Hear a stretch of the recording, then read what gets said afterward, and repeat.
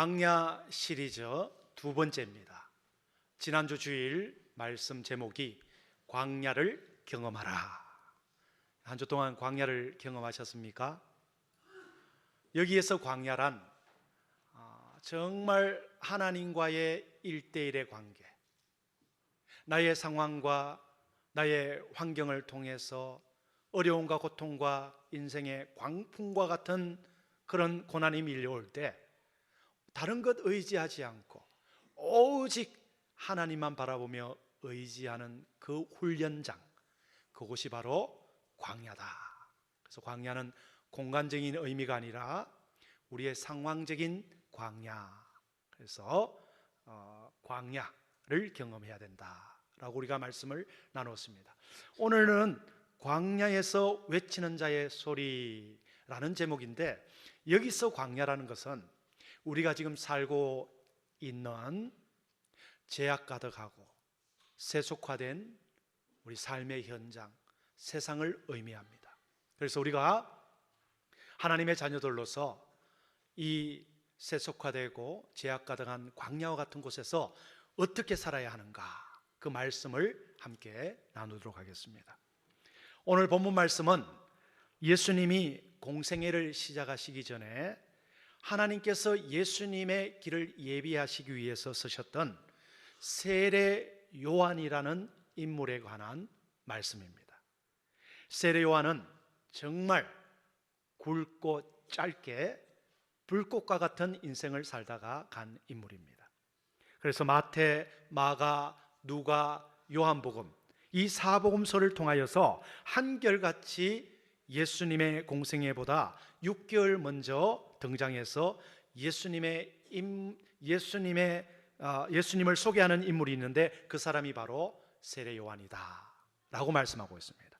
본문 6절을 함께 다 같이 읽기로 합니다. 6절 말씀 시작. 하나님께로부터 보내심을 받은 사람이 있으니 그의 이름은 요한이라.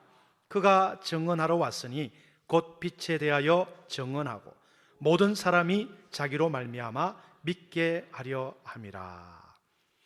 세례 요한은 유대왕 헤롯 때에 제사장 사가랴와 어머니 엘리사벳 사이에 태어난 인물입니다. 그래서 누가복음에서 세례 요한의 부모인 사가랴와 엘리사벳을 이끌어서 당대의 의인이요 흠없는 자들이다 라고 기록하고 있습니다. 천사가 이 세례 요한의 출생을 예언하였고, 하나님의 은혜를 입은 사람이라는 뜻으로 요한이라는 이름을 지었습니다.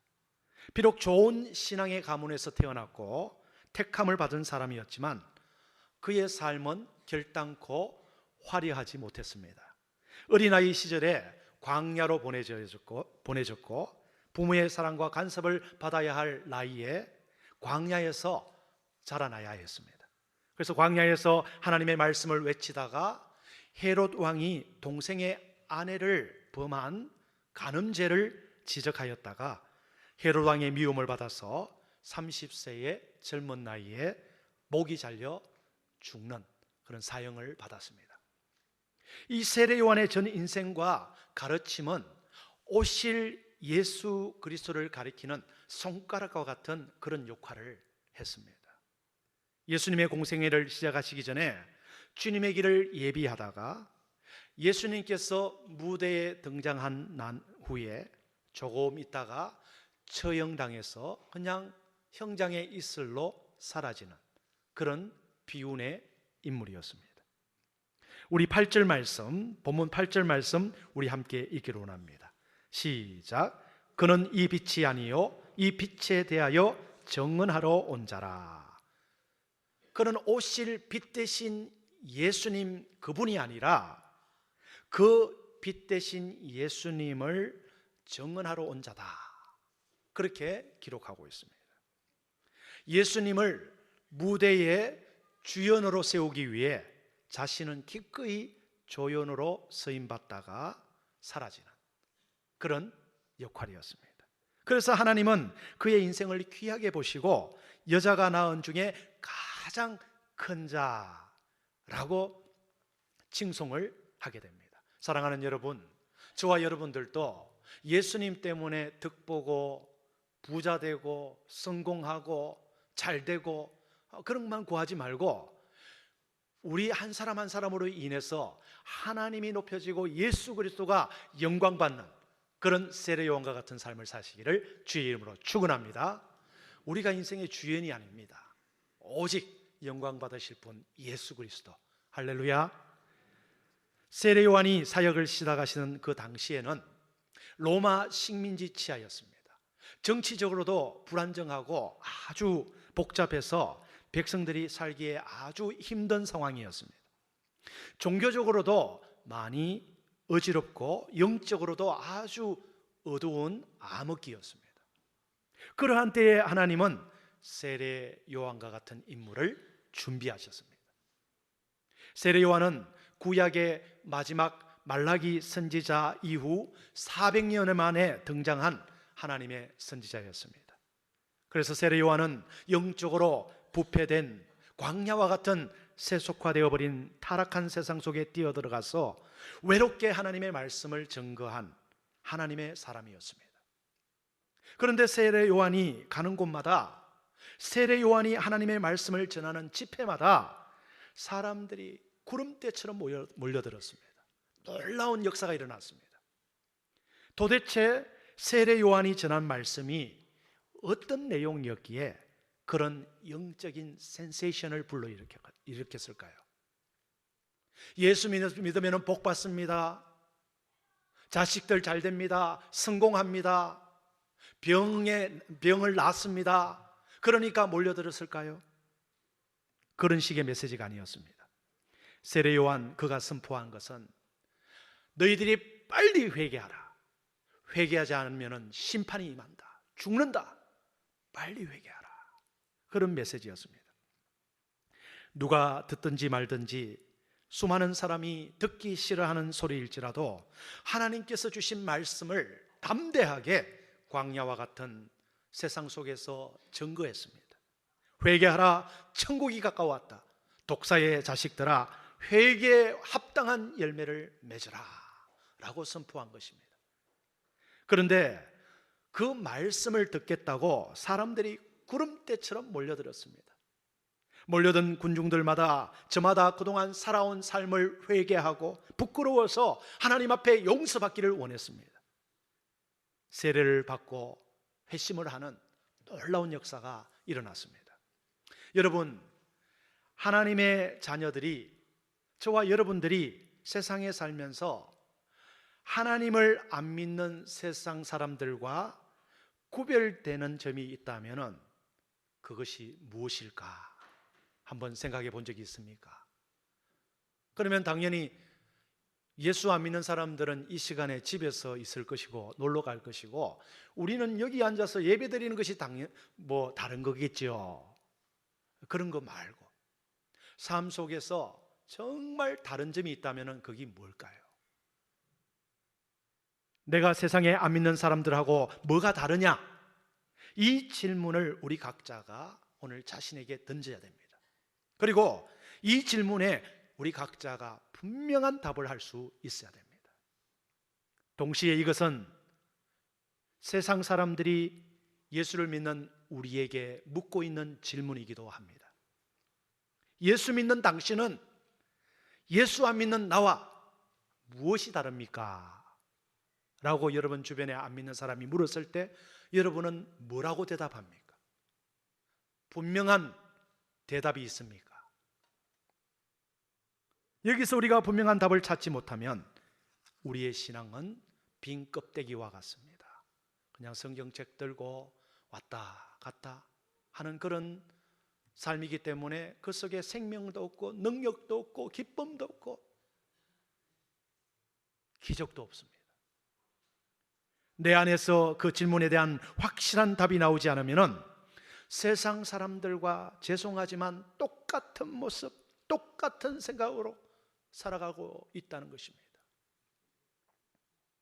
예수를 믿고 따르는 그리스도인들은 이 시대에 도대체 어떠한 사람들인가? 그리스도인으로서 세상 사람들이 가지고 있지 않는 것을 가지고 있는 것이 과연 무엇인가? 여러분, 세상 사람들이 가지고 있는 것을 나도 가지고 있다면 그것은 성도의 자랑거리가 될 수 없습니다. 남들 다 가지고 있는데 그거 내가 가지고 있다고 자랑할 것 아니라는 거죠. 내가 돈이 많다는 것을 자랑할 수 있습니다. 그런데 돈을 많이 가진 사람은 세상에 더 많습니다. 돈이 많다는 것이 그러므로 성도의 자랑거리가 될 수 없다는 것입니다. 세상 사람들이 자랑하는 것을 우리가 자랑해 봐야 아무런 소용이 없다는 거예요. 그런데 오늘날 우리 그리스도인들이 세상 사람들이 자랑하는 것을 똑같이 가지려고 하고 거기에 지금 온 정신이 다 집중되어 있어요. 똑같이 이루려고 하고 그리고 그것을 자랑거리로 삼습니다. 그러니 능력이 없지요. 그래서 성도로서 세상 사람들과 구별된 점도 없고 다른 점도 없고 똑같이 사는 거예요. 여러분, 세상 사람들이 훨씬 더 화려하고 세상 사람들이 훨씬 더 세련되고 훨씬 더 많이 가지고 있습니다. 우리 그리스도인들은 세상의 자랑거리를 가지고 우리의 하나님의 자녀된 정체성을 드러낼 수 없다는 말이에요. 그것을 우리가 깨달아야 되는 것입니다. 그렇다면 하나님의 자녀인 성도만이 가지고 있는 것이 있다면 그것이 무엇이겠습니까? 그것은 바로 한번 따라 하시겠습니다. 영적인 능력, 더 크게 영적인 권세, 영적인 실력. 영적인 능력과 권세와 실력이 여러분들에게 있습니까? 오늘 본문 12절에 영접하는 자, 곧 그 이름을 믿는 자에게는 하나님의 자녀가 되는 무엇을 주셨다고요? 권세를 주셨다. 이게 여러분들에게 있느냐 말이죠. 하나님을 믿겠노라, 예수님을 구주로 내가 모시겠습니다 하는 그 순간부터 하나님은 우리에게 권세를 주셨습니다. 그런데 왜 우리 삶 속에서 그 권세가 나타나지 않을까요? 그것은 우리가 똑같이 세상 사람들처럼 관심을 가지고 세상 것에 집중하고 살아가기 때문이에요. 이 영적인 능력이라는 것은 세상 사람들이 절대로 가질 수 없는 겁니다. 하나님이 자비하셔서 세상을 사랑하시지만 세상의 사람들은 절대로 이 영적인 능력을 부여받을 수 없다는 거예요.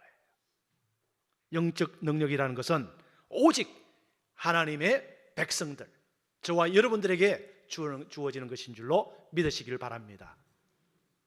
초대교회 때 베드로와 요한이 성전으로 기도하러 올라가고 있는 중이었습니다.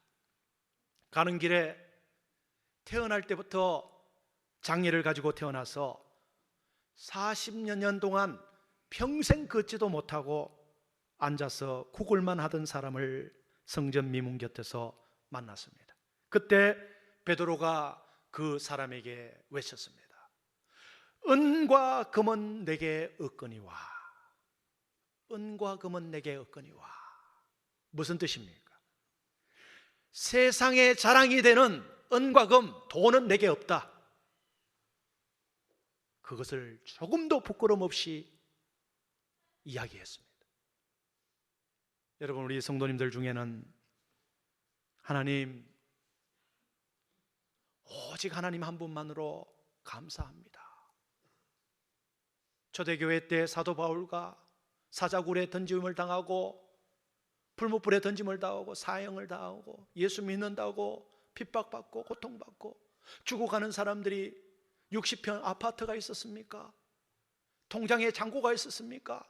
아무것도 없이 죽어갔지만 하나님께서는 그들을 높이신다고 하셨습니다. 저도 그와 같은 마음으로 살고 있습니까?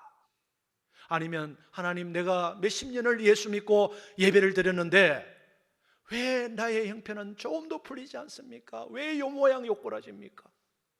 그런 분들이 계십니까?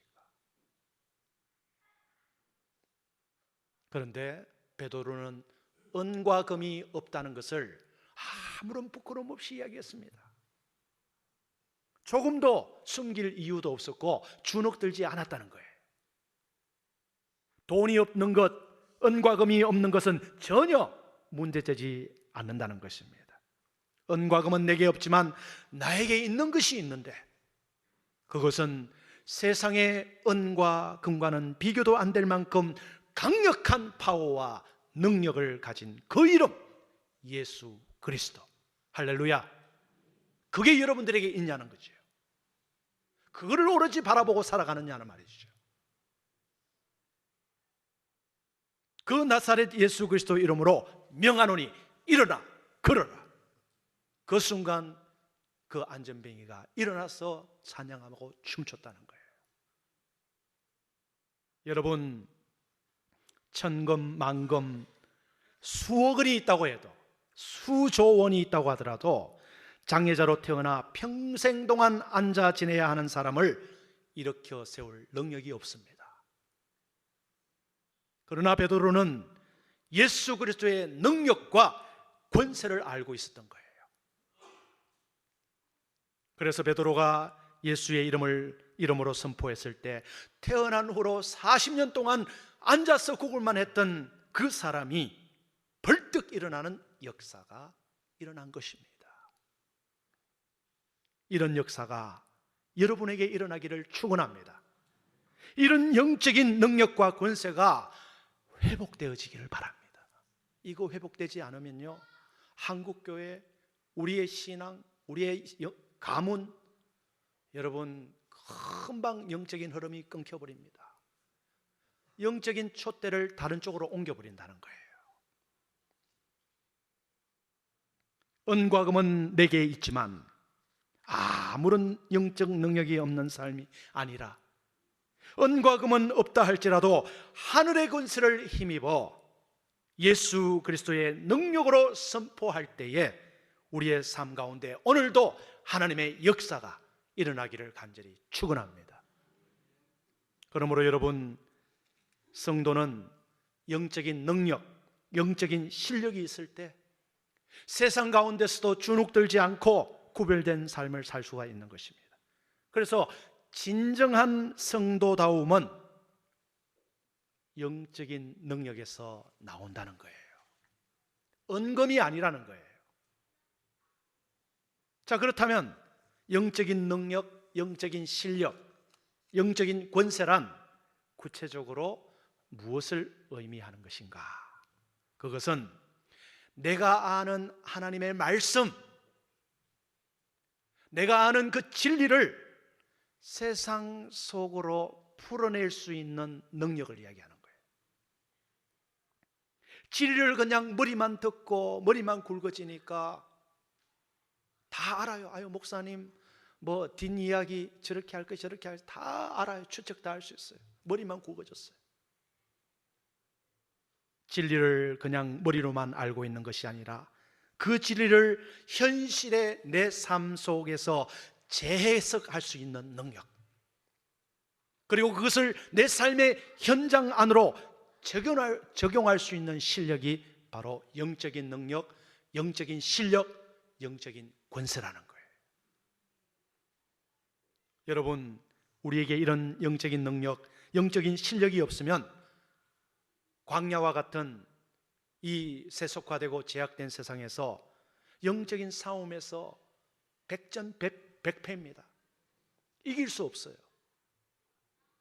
그러므로 영적인 능력이 없고 영적인 파워가 없는 목회자나 직분자는 세상에 영향력을 끼칠 수도 없을 뿐더러 조롱을 당할 수밖에 없는 거예요. 흔적조차 없이 사라져버려요. 유럽의 교회를 보십시오. 북미에 지금 문 닫는 교회들을 보십시오. 전사님 위에 좀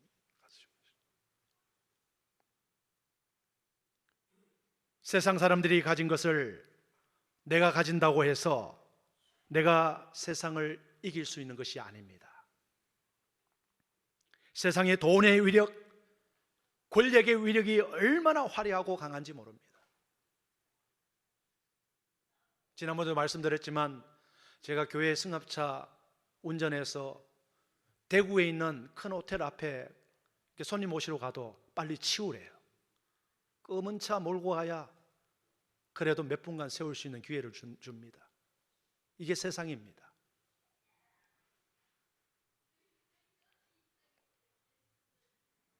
그렇다면 세상의 이런 위력 앞에 우리가 어떻게 하면 기가 죽지 않고 살 수가 있겠습니까? 영적인 권세, 영적인 파워, 능력, 실력을 겸비할 때 우리는 세상을 이길 수 있는 거예요.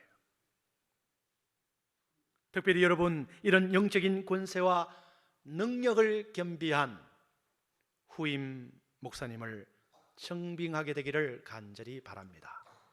이 자리에는 청빙위원들도 있을 것이며 청빙위원들이 결론을 내렸을 때에 가부를 참여할 수 있는 재직들도 계십니다.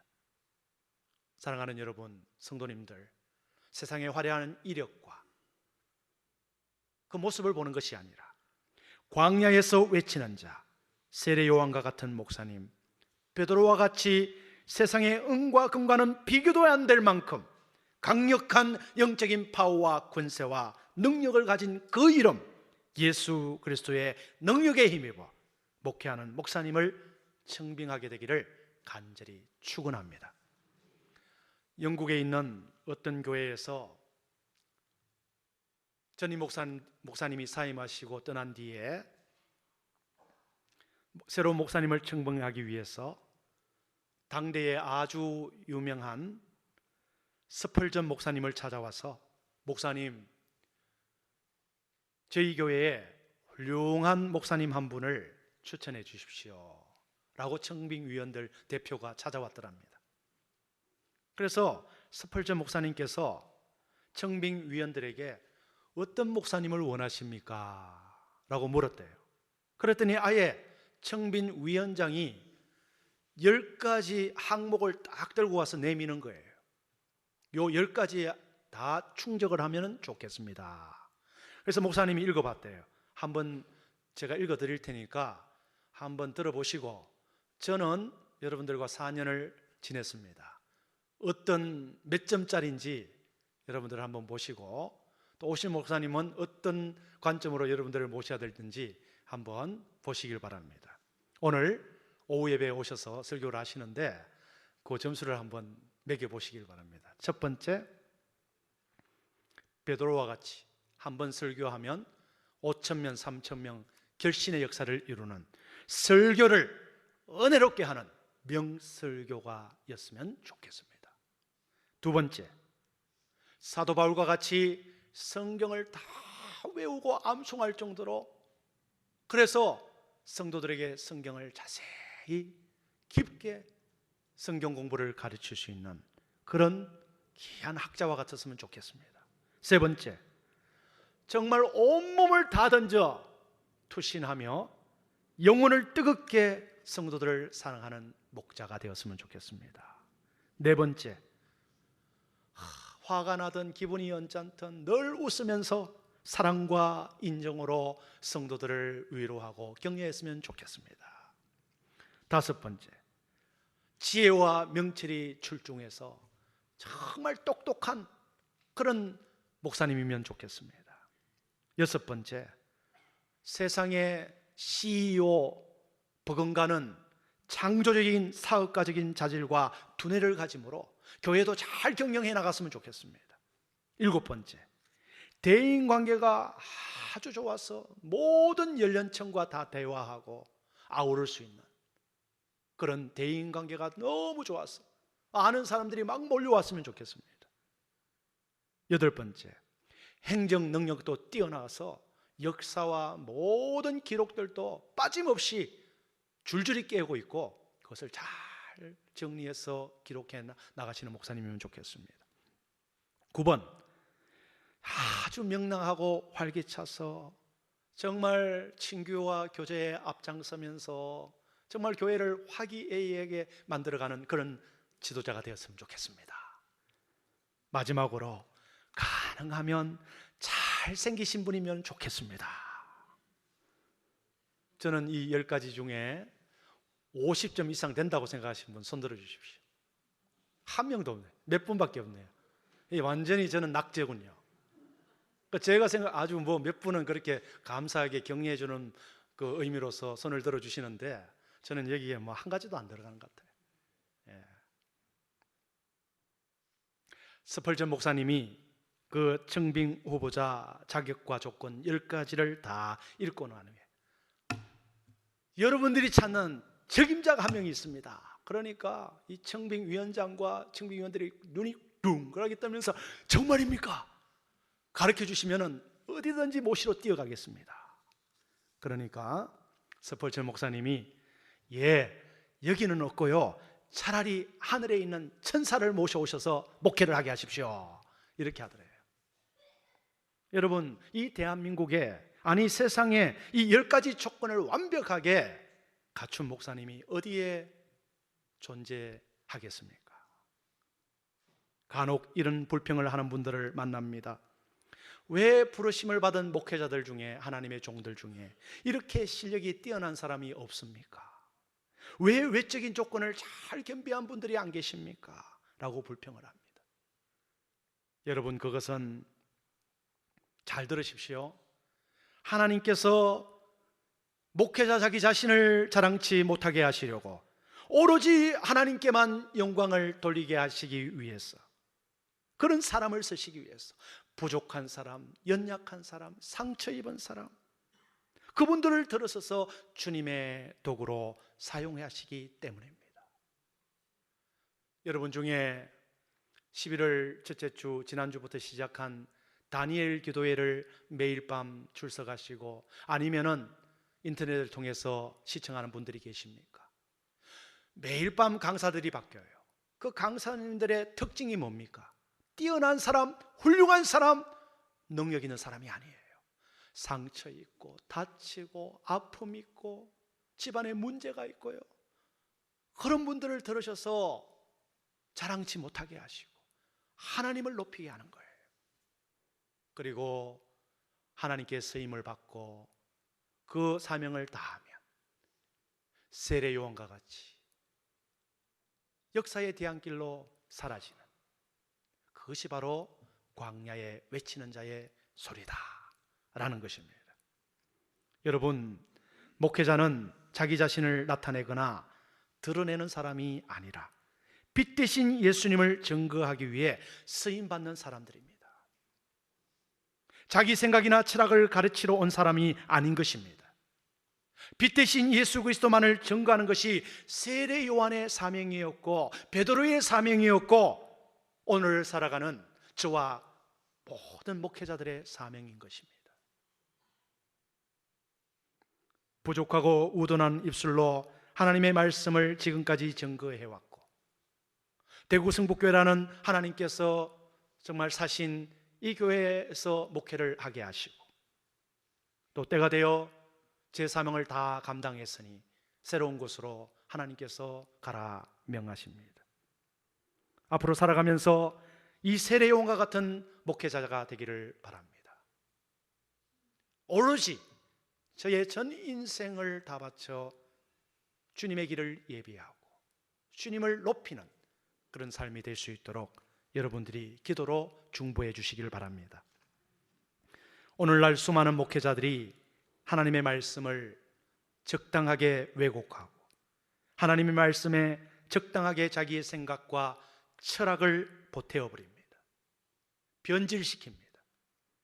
때로는 성도들이 듣기 싫어하는 민감한 말씀은 피해가 버립니다.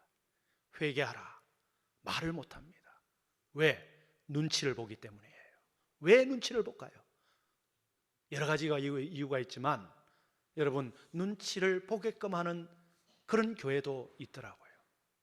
여러분들이 새로운 목사님이 오실 때는 정말 세례 요한과 같이, 베드로와 같이 오로지 하나님의 길을, 주님의 길을 예비하는 그런 신실하고 하나님 앞에 겸손하고 정직한 목회자가 될 수 있도록 성도들께서 그 목회자들을 만들어 나가는 거예요. 환경을 만들어 주시고 또 기도해 주시고 격려해 주시기를 바랍니다. 여러분, 세례 요한은 광야에서 외치는 자의 소리였습니다. 세례 요한은 영적으로 부패된 세속화되어 버린 타락한 광야와 같은 세상에 들어가서 외롭게 그러나 담대하게 하나님의 말씀을 증거한 하나님의 사람이었습니다. 여러분, 이 시대는 광야와 같은 그런 세상입니다. 제약이 난무합니다. 동시에 하나님께서는 광야에서 외치는 자의 소리, 세례 요한과 같은 성도들을 간절히 기다리십니다. 그러기 위해서는 우리가 영적인 능력, 영적인 파워, 영적인 권세, 영적인 실력을 반드시 겸비해야 됩니다. 사랑하는 여러분, 영적으로 부패되고 세속화되어 버린 이 어두운 세상 속에서 여러분 직장에서, 가정에서, 삶의 현장에서 영적인 능력, 영적인 권세, 영적인 파워를 드러낼 수 있게 되기를 바랍니다. 그와 동시에 세례 요한과 같이 회개하라, 천국이 가까웠다, 주 예수를 믿으라 라고 담대히 증거하며 살아가시는 여러분 되시기를 간절히 축원합니다. 기도하시겠습니다. 하나님 아버지, 광야에서 회개하라, 천국이 가까워왔느라, 회개에 합당한 열매를 맺으라 라고 담대하게 증거했던 세례 요한과 같이 은과 금은 내게 없거니와 내게 있는 것으로 내게 주노니 곧 나사렛 예수의 이름으로 일어나 걸어라. 하나님이여, 그런 영적인 능력과 파워와 권세와 실력을 겸비한 대구 성북교회 모든 성도님들 되게 하여 주시옵소서. 그리하여 우리의 삶의 현장 속으로 들어가 그 진리를 재해석하며 삶에 적용하며 살아갈 때에 주님이 오실 그 길을 예비하는 세례 요한과 같은 삶을 살게 될 줄로 믿습니다. 저희들에게 성령의 능력과 담대함을 더하여 주옵소서. 예수님의 이름으로 기도드리옵나이다. 아멘.